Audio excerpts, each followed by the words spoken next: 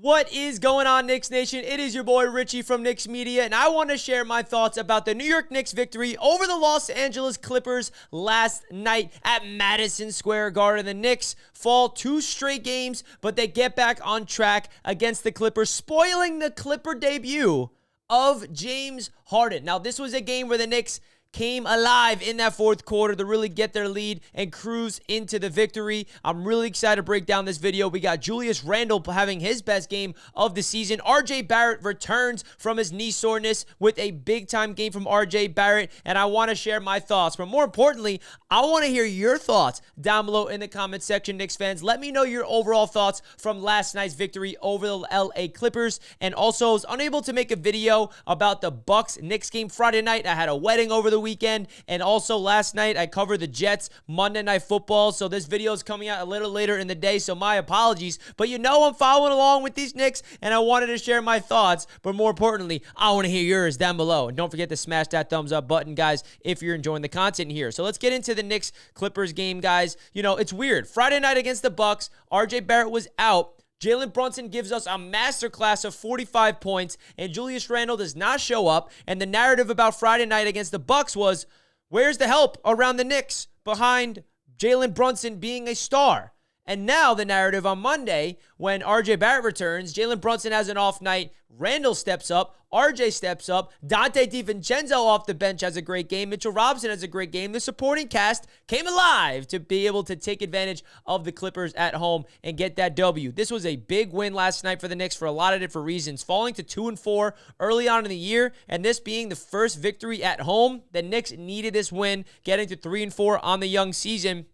And I'm really, really excited because this, like I said, big timed up. And also, we got a game tomorrow night against Victor Wembanyama. Woo! Things are getting really interesting early on in the season for the Knicks. But I got to give a big shout out to my man, RJ Barrett, because we missed him these past few games. You know, he's dealing with knee soreness. They call it jumper's knee, and it's unfortunately something he's going to have to deal with all season long. It's something he can play through, but he has a lot of wear and tear on that knee, playing over there with Canada over the summer, not really having a full offseason because he's been playing professional basketball. It feels like a whole 12-month period, but RJ said he's fine. He's going to deal through it, and you see no setbacks tonight for RJ Barrett. RJ dropped 26 points, 6 boards, and 4 assists, 9 of 16 from the field, 2 for 4 from downtown, 6 for 6 from the free throw line, led the team with a plus-minus of a plus 13. RJ Barrett stepping in, and he's having the best start to his career as a Knick, in my opinion, which is why when he was out these past 2 games, I'm so frustrated. I'm like, RJ's finally getting off to a hot start, because don't forget, folks, RJ Barrett usually starts the season slow and then gets better as the season goes on. Well, that's different this year. He is playing his best basketball. You can argue he's been playing the most consistent basketball for the Knicks. His only issue is he had to miss some time with knee soreness. So luckily, RJ Barrett came back and really stepped up big and helped the Knicks get this W. Julius Randle deserves a lot of praise in this game. Definitely his best game of the season. Started off struggling.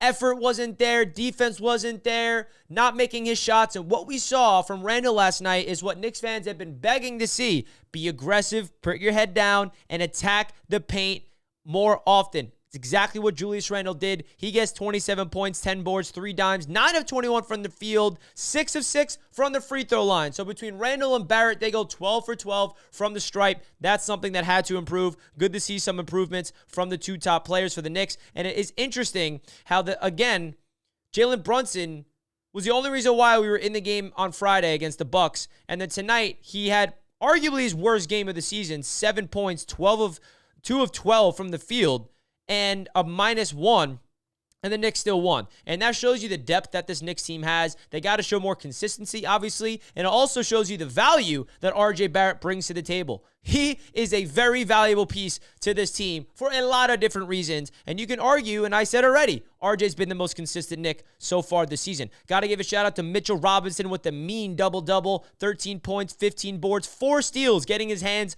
all over the ball.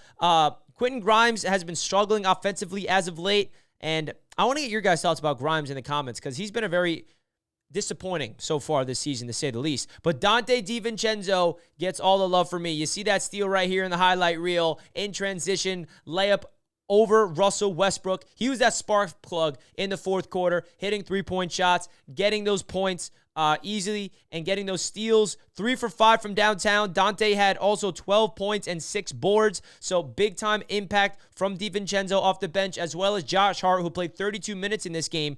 10 points, 7 assists for Josh Hart, and 2 steals. Emmanuel quickly doing his thing off the bench, and Isaiah Hartenstein doing his typical stuff as well, getting 2 steals, which is all we can ask for from Isaiah Hartenstein off the bench. But this was a must-win for the Knicks, in my opinion. You cannot not have one win on the season at the Garden. They needed to get this first W at MSG and now get to 3-4 on the season.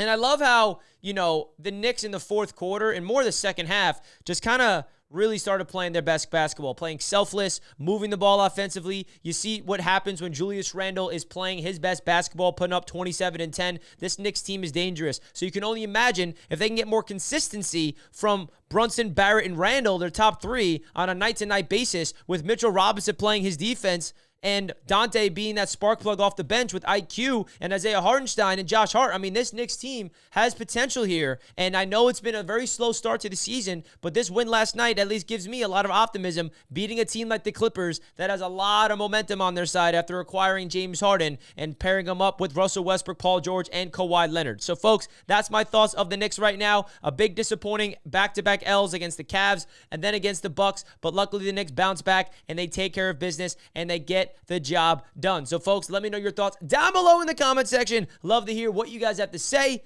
Let's see what they can do against Victor Wembanyama in his Madison Square Garden debut tomorrow night. See you guys then. Peace out, folks.